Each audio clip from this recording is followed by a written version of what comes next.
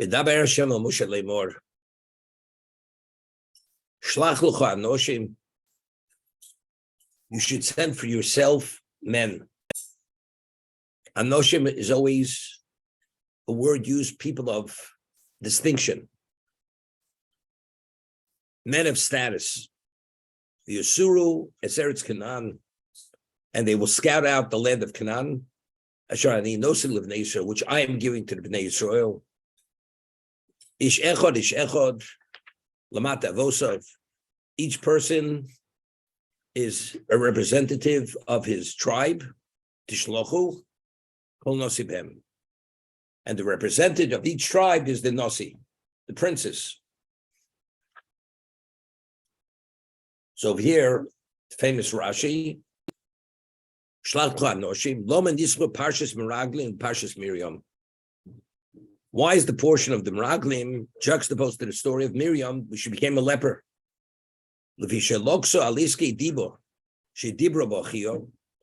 she was smitten, she was punished because of the irresponsible statement or speech she had spoken about her brother. She was critical of Moshe Rabbeinu, and the way she stated it, or the basis for that criticism, she had no right, and therefore she was punished. And these evil people, they saw what happened to Miriam, and there was no takeaway. They didn't take Musa from this. They didn't take that constructive lesson. Now, what would the constructive lesson be? Let's understand. What did Miriam say about Moshe Rabbeinu? She said about Moshe, we're prophets and he's a prophet. It seems to be he had no right to separate from his wife. So Hashem comes, he says, how did you speak about Moshe Avdi? And Rashi says, cites Chazal, if he'd only be Moshe, because of who he is, you have no right to criticize him. And if he's Avdi, if he's my servant, as it says, he's Nembechol Beso, he's the most faithful in Hashem's household. If I value him at such a level, evidently, the shortcoming you see in him evidently has no basis for it. Because if he had that shortcoming, he would not be Nembechol Beso, he would not be Avdi. And because he's compounded, he's Moshe and Avdi, it's clear that this was a reaction and it was a baseless criticism. Because if he's Moshe Avdi, it's impossible that this would be considered a flaw. That was the basis for Miriam's punishment. The takeaway should have been the same. We read the story of Meraglim. What happened? They went to Canaan and they saw giants. Wherever they went, they saw people burying their dead. People were dying like flies all over. So what was the takeaway? The takeaway was, it's true, it's Eretz Tov, it's Chol v'Dvosh. It's a land that has milk and honey. Abnormal dimension of fruit and produce. Something you don't see anywhere in the world. But you can only survive if you're a giant. What's the proof? Because all the ordinary people were dying wherever they went. So what is the takeaway? The takeaway is Eretz Ochel Shishvel. It's a land which devours its inhabitants. We can't go there. We're not going. Okay? So the question is, here, what did they see? They saw plague. They saw people dying, people being buried. And they saw the only ones who were actually alive and well are the giants. What else could the takeaway be? Seeing what happened to Miriam, how is that a lesson or an eye-opener that you should see this differently? Simple understanding. Seemingly, they're not comparable. But no, they saw what happened to Miriam. They should have understood and learned the lesson well. And if they would have learned the lesson well, their conclusion wouldn't have been what they came back with those kinds of reports. It would have been a totally different narrative. Now, what was the criticism of Miriam? If Moshe is Moshe Avdi, and he's Nema B'chol Beisi, and he's the most faithful Jew ever to live, what does that say? It said Moshe Rabbeinu, his behavior is beyond reproach. You have an issue. It seems to be, I have an issue. I'm a prophet, he's a prophet. Why should it make a difference? Evidently, it does make a difference. Why does it make a difference? Because Hashem values him different than anyone else. So what's the answer? You don't understand. Just because you don't understand, the question is not the answer. It's not a basis for criticism. Hashem says, I'll bring you to the promised land. It's a land which is milk and honey, and it's only goodness is there. Only blessing, only bracha. No klola. You come and you go there and you scout out the land, and what do you see? You see disaster. You see people dying, plague. You have a question. It seems to be not, the narrative is not what Hashem had said. You don't understand. Just as Miriam, she saw something, because she had a question, her question automatically became the reality of what was happening. Just because you have a question, the question doesn't mean that doesn't confirm that it has any veracity or it has any value. And that was Miriam's mistake. If Hashem said it is that, you have a question. So you have to wait for an answer. And we'll discuss later why they had the question. And Kalev and Yeshua did not have the question which they had. As a result of that, they should have reserved judgment and wait for the answer. But what was the answer? The answer was exactly as Kalev and Yeshua had said it was. That the reason why there was plague and people were dying wherever they went was because they had to scout out the land. And Hashem didn't want them to be noticed.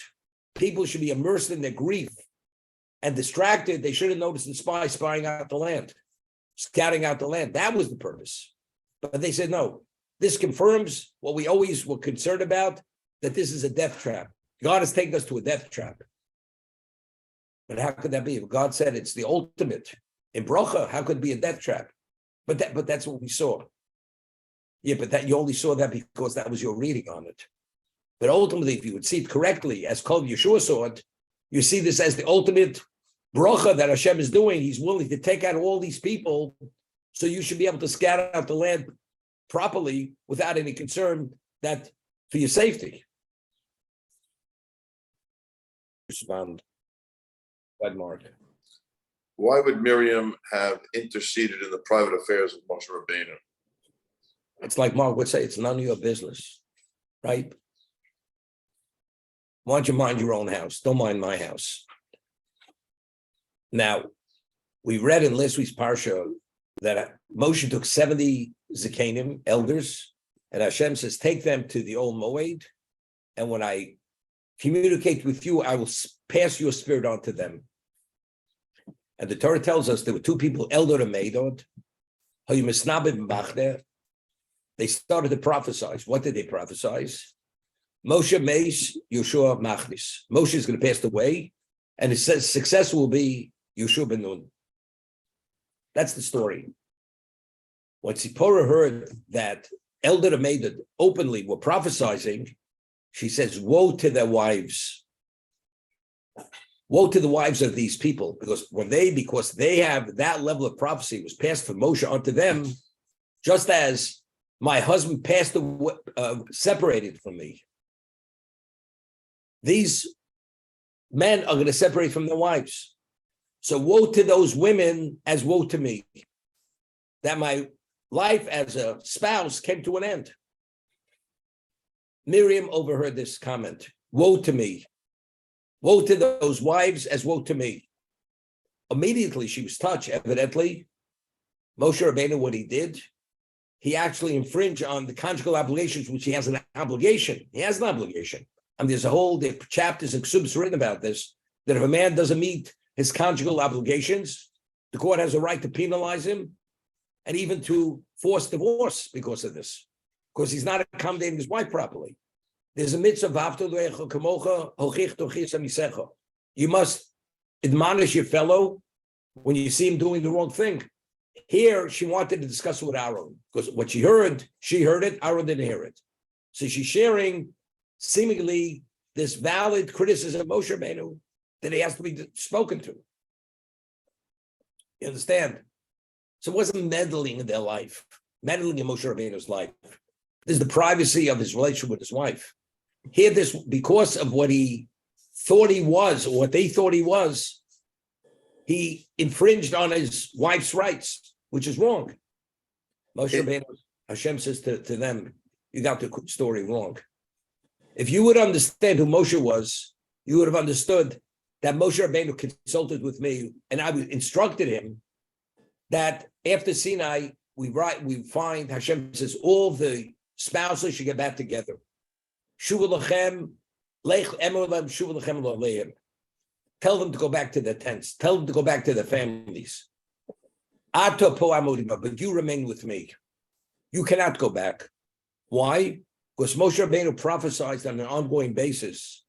And if there was ever a moment where he wasn't pure, because a man who engages in cohabitation assumes a level of impurity, he's not qualified to receive the divine presence, the Shekhinah, that communication.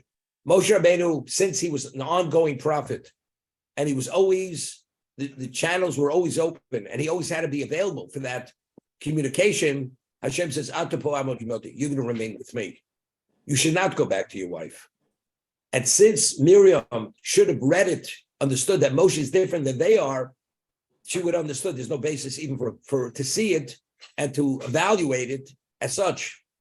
As a result of that, making that evaluation, there was no basis for it, therefore she was held culpable and therefore she was punished.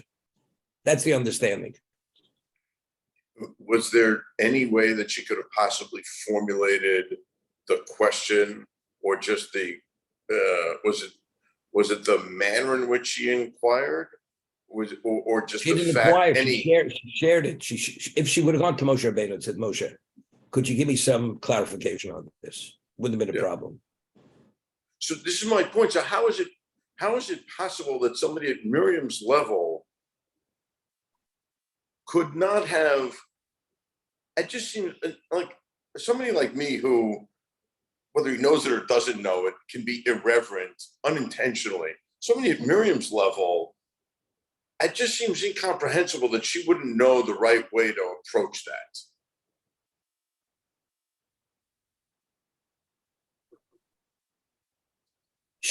Again, what happens if you see a great tzaddik stealing, literally stealing, going with a weapon into a bank and holding up a bank? What would you say? There's no way to see it other than he's committing a crime. But let's say he's holding up the bank. Wait. Let's say he's holding up the bank. Sorry, Alan, I didn't mean to. I know you wanted to ask a question, Alan. Forgive me. I have 3 questions. Okay, Oh, wait. boy. We have 3 Big day questions. today. Wait, 3 questions. Okay, let's hold it off. Esther was told by Mordechai to go to Achashverosh willingly and have relations with him. She became an adulteress. She was his wife for the sake to save Klal, so she became an adulteress. She was not permitted to him any longer. If you wouldn't have understood what was going on there, they say, how could Esther, how could she commit adultery? But because Mordechai, being the Torah leader, the Torah sage, leading Torah sage of that generation, he ruled that's the will of God. For the sake of saving the Jewish people, this is the only chance. She should willingly go and cohabit with. Until then, she was forced. And that's the whole story where she invited him to the party, and ultimately Haman was destroyed through this. If nobody knew that it was Mordechai's wife, they didn't know she was a Jew. But if they would have known, how could Mordechai allow this? Well, if you understand who Mordechai is, that he's that level of Torah sage, you don't question the basis for his decision. But otherwise, you'd say, how's it possible? It's like going with a weapon into a bank, holding up a bank. What you don't understand, maybe they're holding up the bank because the bank themselves has Jewish money, and it's to actually buy Jewish lives from the Nazis to save them. And that's the only way you're able to save them. I'm not saying exactly whether that is the law or not. Over here, not understanding that nuance of difference between Moshe and themselves, because they were very advanced prophets. Aaron and Miriam, they were chosen by God to be the 3 leaders of the Jewish people. So they saw themselves within the same classification. Therefore, she didn't understand. But you're right. If she would have maybe focused on it you're not held culpable if it's impossible to understand the difference. Evidently, there was a slight degree of gray there that she didn't see, but she should have seen it. Because if it was impossible to see, there's no claim against her.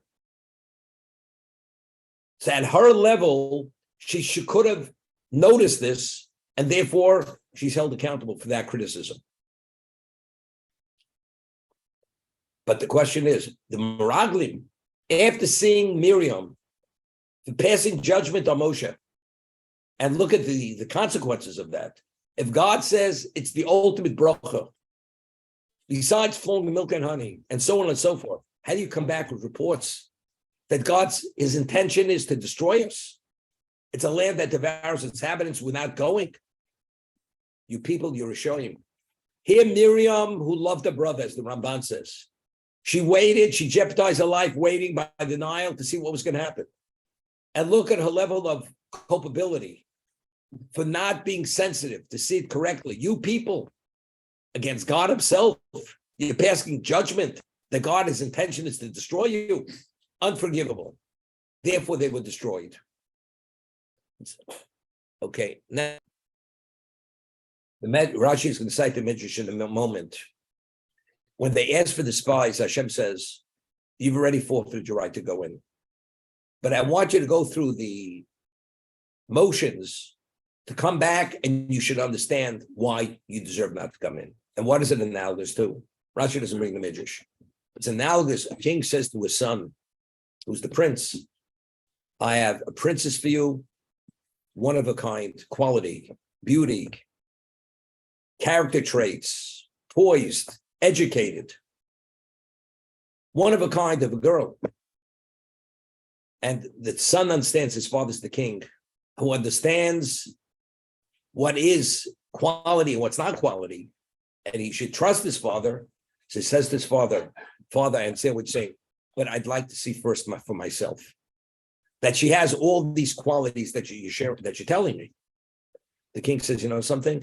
If I'm not credible or reliable, that you could trust me, that is who she is, she's not available to you. She will not be your wife. I will not allow it. Hashem says, I've told you what it's all about. I'm giving you the land. So and afterwards, you're asking me, you want to see it? What do you have to see it for? God said he hoodwinked Moshe Rabbeinu by coming up with this approach. But God knew the reason. He knew what their intention was. God says, you guys are not going in. You don't deserve, because that you even wanted to see. I'll give you an example. You have a father. He could write you any check that you need. And your father says, if you ever need financial backing, come to me. And he goes, the son needs it. He goes to a friend, a stranger, for the financial backing. What does that say? But your father told you to come to him. It's like you don't trust your father.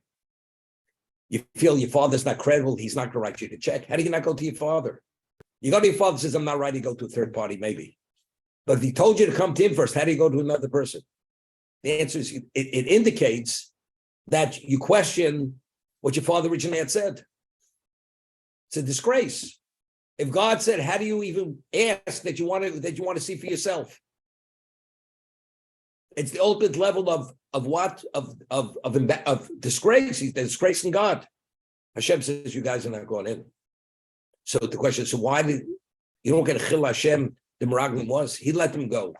Why did he let them go? Because if he wouldn't let them go, they didn't appreciate how disgraceful the behavior was. Only once they come back with the ominous reports, with the misreading and whatever it may be, and then they will in real time experience how unacceptable it is, then they'll understand why they're being punished the way they're being punished. But on a theoretical level, because I just asked the question, is that enough reason to forfeit the right? The answer is, that is. However, but you don't appreciate that. So you have to go through the motions, and now you'll appreciate why you have no right to go in and why you're going to wander for 40 years. Rabbi? 1 second. The Rechaim HaKodesh asks a question over here. It says, send men to scout out the land, Eretz Canaan, Asher Ani Nosim of Bnei Yisrael. the words Asher Ani Nosi L'Bnei Yisrael seems to be totally superfluous. We know all along the objective when we leave Mitzrayim, the promised land is Canaan, going back to Avraham Avinu. This has been repeated endless times in the Torah, that Hashem promised, I will give the land l'chol zarecha achrecha, to you and your progeny after you, till the end of time, the land is your land. So why over here when he says, scatter Eretz Canaan, Asher Ani Nosi L'Bnei Yisrael, which I am giving to Bnei Yisrael, seeming that statement is totally unnecessary to say, totally superfluous. That's the Orach Chaim HaKodesh's question. So he says something beautiful. When he said, if they would have paid attention to what Moshe said to them, the whole thing would have never started. Why? So he gives a mashal, he explains with an allegory. You know, everybody knows if you buy a piece of real estate in New York City, it has tenants. You don't want that piece of real estate unless they're paying those high rents. You want a piece of real estate tenant-free, because to get a tenant out of the building, it's nearly impossible. So what about if the person selling property says, I guarantee you by a certain date, I will vacate all the tenants. And you understand he has that ability to vacate the tenants. You'll do the deal. But if you question whether you can vacate the tenants, you're not doing the deal. The land has giants. The land is whatever it is. So if it was up to you to conquer the land without me backing you, it's an impossible feat. It's impossible to do that. The giants will destroy you. But Hashem says, to the land, Asher Ani Nosi L'Bnei Yisrael, I'm delivering. God says, I'm delivering this giant-free, enemy-free. I will clear the land. If they would have fully internalized those words, there's no issue. Hashem says we go in, no giants, everything is clear. Now when they went, they saw all that. They said, it's a land which you can't survive it. But if you would have appreciated what Hashem had said to Moshe Rabbeinu, Asher Ani Nosi L'Bnei Yisrael, it's just not the land of Canaan, and it's up to you to conquer. But I am giving it, I am the endower, the gifter. There would have been no basis even for all this concern and this worry.